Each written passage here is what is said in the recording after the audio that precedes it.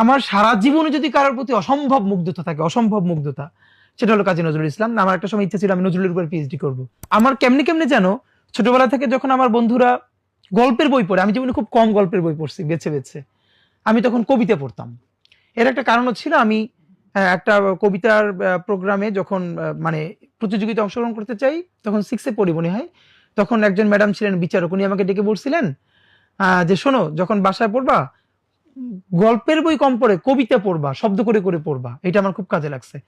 এবং আমি তখন ওই যে নজরুলের কবিতা পড়ে পড়ে মানে আমার সারা জীবনে যদি কারোর প্রতি অসম্ভব মুগ্ধতা থাকে, অসম্ভব মুগ্ধতা, সেটা হলো কাজী নজরুল ইসলাম। আমার একটা সময় ইচ্ছা ছিল আমি নজরুলের উপর পিএইচডি করব, কিন্তু এরপর তো পলিটিক্যাল সায়েন্সে পড়া, জীবন অন্যরকম হয়ে যাওয়া।